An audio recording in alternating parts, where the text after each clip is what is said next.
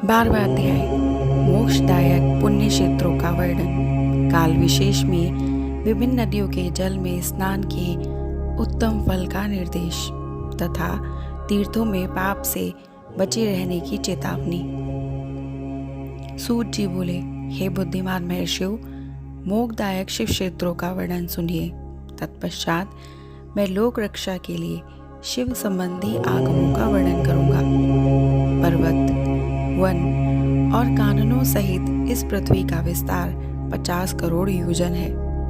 भगवान शिव की आज्ञा से पृथ्वी संपूर्ण जगत को धारण करके स्थित है। भगवान शिव ने भूतल पर विभिन्न स्थानों में वहां के निवासियों को कृपा पूर्वक मोक्ष देने के लिए शिव क्षेत्र का निर्माण किया है। कुछ क्षेत्र ऐसे हैं जिन्हें देवताओं तथा ऋषियों ने अपना वासस्थान बनाकर अनुग्रहित किया है, इसलिए उनमें तीर्थत्व प्रकट हो गया है तथा अन्य बहुत से तीर्थ क्षेत्र ऐसे हैं जो लोगों की रक्षा के लिए स्वयं प्रादुर्भूत हुए हैं। तीर्थ और क्षेत्र में जाने पर मनुष्य को सदा स्नान, दान और जप आदि करना चाहिए, अन्यथा वह रोग, दरिद्रता तथा मोक्ता आदि दोषों का भागी होता है। जो मनुष्य इस भारतवर्ष के भीतर स्वयंभू तीर्थों में वास करके मरता है, उन्हें पुनः मनुष्य योनि ही प्राप्त होती है।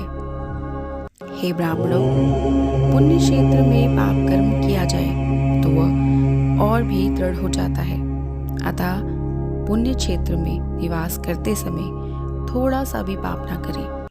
जिस किसी भी उपाय से मनुष्य को पुण्य क्षेत्र में वास करना चाहिए। सिंधु और गंगा नदी के तट पर बहुत से पुण्य क्षेत्र हैं। सरस्वती नदी परम पवित्र और 60 मुख वाली कही गई है, अर्थात उसकी 60 धाराएं हैं। जो विद्वान पुरुष सरस्वती की उन धाराओं के तट पर निवास करता है, वह क्रमशः ब्रह्मापद को पा लेता है। हिमालय पर्वत से निकली हुई पुण्य सलीला गंगा 100 मुखों वाली नदी है। उसके तट पर काशी आदि अनेक पुण्य क्षेत्र हैं। वहाँ मकर राशि के सूर्य होने पर गंगा की तटभूमि पहले से भी अधिक प्रशस्त एवं पुण्यदायक हो जाती है। शोधभद्र नदी की 10 धाराएं हैं। वह बृहस्पति के मकर राशि में आने पर अत्यंत पवित्र तथा अभीष्ट फल देने वाली हो जाती है। उस समय वहां स्नान और उपवास करने से विनायक पद की प्राप्ति होती है। पुण्य सलीला महानदी नर्मदा के 24 मुख स्रोत हैं। उसमें स्नान तथा उसके तट पर निवास करने से मनुष्य को वैष्णव पद की प्राप्ति होती है। तमसा नदी के 12 तथा रेवा के 10 मुख हैं। परम पुण्य में गोदावरी के 21 मुख बताए गए हैं तथा ब्रह्म हत्या तथा गोवध के पाप का विनाश करने वाली एवं रुद्रलोक देने वाली है। कृष्णवेदी नदी का जल बड़ा ही पवित्र है। वह नदी समस्त पापों को नष्ट करने वाली है। उसके 18 मुख बताए गए हैं तथा वह विष्णु लोक प्रदान करने वाली है। तुंगभद्रा के 10 मुख हैं और वह ब्रह्मलोक देने वाली है। पुण्य सलीला स्वर्ण मुकरी के 9 मुख कहे गए हैं। ब्रह्मालोक से लौटे हुए जीव उसी के तट पर जन्म लेते हैं। सरस्वती, पंपा, कन्याकुमारी तथा शुभकारक श्वेत नदी, ये सभी पुण्य क्षेत्र हैं। इनके तट पर निवास करने से इंद्रलोक की प्राप्ति होती है। सहाक पर्वत से निकली हुई महानदी कावेरी परम पुण्यमयी है। उसके 27 मुख बताए गए हैं। वह संपूर्ण अभिष्ट वस्तुओं को देने वाली है। उसके तट स्वर्गलोक की प्राप्ति कराने वाले तथा ब्रह्मा और विष्णु का पद देने वाले हैं। कावेरी के जो तट शैव क्षेत्र के अंतर्गत है, वह अभिष्ट फल देने के साथ ही शिवलोक का प्रदान करने वाली है। नैमिषारण्य तथा बद्रिकाश्रम में सूर्य और बृहस्पति के मेष राशि में आने पर यदि स्नान में स्नान पूजा आदि को ब्रह्मलोक की प्राप्ति कराने वाला जानना चाहिए। सिंह और कर्क राशि में सूर्य की संक्रांति होने पर सिंधु नदी में किया हुआ स्नान तथा केदार तीर्थ के जल का पान एवं स्नान ज्ञानदायक माना गया है। जब बृहस्पति सिंह राशि में स्थित हो, उस सिंह की संक्रांति से युक्त भाद्रपद मास में यदि गोदावरी के जल में स्नान किया जाए तो वह शिवलोक की प्राप्ति कराने वाला होता है। ऐसा पूर्व काल में स्वयं भगवान शिव ने कहा था। जब सूर्य और बृहस्पति कन्या राशि में स्थित हो तब यमुना और सोनभद्र में स्नान करें। वह स्नान धर्मराज तथा गणेश जी के लोक में महान भोग प्रदान करने वाला होता है। यह महर्षियों की मान्यता है। जब सूर्य और बृहस्पति तुला राशि में स्थित हो उस समय कावेरी नदी में स्नान करें। वह स्नान भगवान विष्णु के वचन की महिमा से संपूर्ण अभिष्ट वस्तुओं को देने वाला माना गया है। जब सूर्य और बृहस्पति वृश्चिक राशि पर आ जाए तब मार्गशीर्ष के महीने में नर्मदा में स्नान करने से विष्णु लोक की प्राप्ति होती है। सूर्य और बृहस्पति के धनु राशि में स्थित होने पर सुवर्णमुखी नदी में किया हुआ स्नान शिवलोक प्रदान करने वाला होता है। ये ब्रह्मा जी का वचन है। जब सूर्य और बृहस्पति मकर राशि में स्थित हो उस समय माघ के मास में गंगा जी के जल में स्नान करना चाहिए। ब्रह्मा जी का कथन है कि वह स्नान शिवलोक की प्राप्ति कराने वाला होता है। शिवलोक के पश्चात ब्रह्मा और विष्णु के स्थानों में सुख भोग कर अंत में मनुष्य को ज्ञान की प्राप्ति हो जाती है।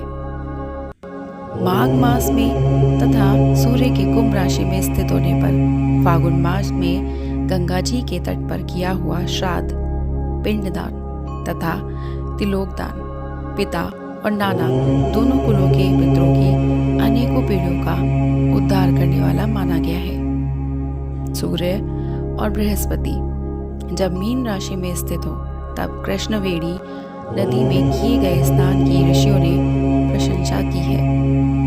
उन महीनों में पूर्वोक्त तीर्थों में किया गया स्नान इंद्रपद की प्राप्ति कराने वाला होता है।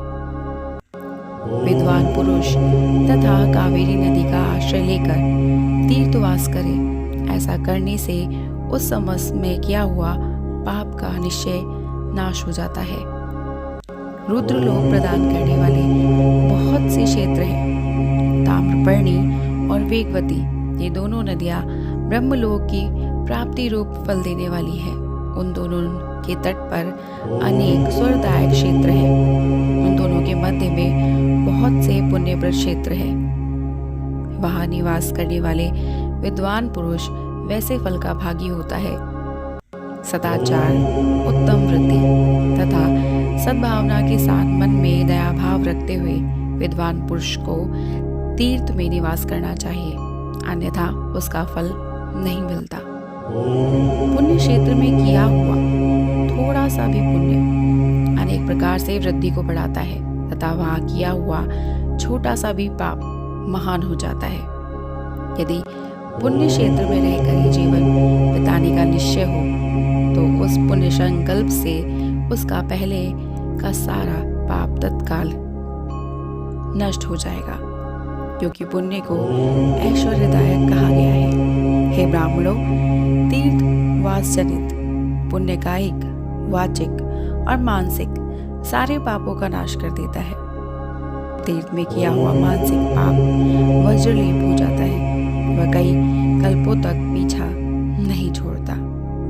वैसा पाप केवल ध्यान से ही नष्ट होता है, अन्यथा नष्ट नहीं होता। वाचिक पाप जप से तथा कायिक पाप शरीर को सुखाने जैसे कठोर तप से नष्ट होता है। धनोपार्जन में हुए पाप दान से नष्ट होते, अन्य तथा करोड़ों कल्प में उनका नाश नहीं होता। कभी कभी अतिशय मात्र में बड़े पापों से पुण्य भी नष्ट हो जाते हैं। पुण्य और पापों दोनों का बीजांश, वृद्धियांश और भोगांश होता है। बीजांश का नाश ज्ञान से और वृद्धियांश का नाश बताए गए प्रकार से तथा भोगांश का नाश भोगने से होता है। अन्य किसी प्रकार से करोड़ों पुण्यों करके भी आप पाप के भागांश नहीं मिटा सकते। पाप बीज के अंकुरित हो जाने पर उसका अंश नष्ट होने पर शेष पाप भोगना ही पड़ता है। देवताओं की पूजा, ब्राह्मणों को दान तथा अधिक तप करने में समय पाकर पाप भोग मनुष्य के सहने योग्य हो जाते हैं। इसीलिए सुख चाहने वाले व्यक्ति को पापों से बचकर ही तीर्थवास करना चाहिए। इस प्रकार श्री शिव महापुराण के अंतर्गत प्रथम विद्वेश्वर संहिता में शिव क्षेत्र का वर्णन नामक 12वां अध्याय पूर्ण हुआ।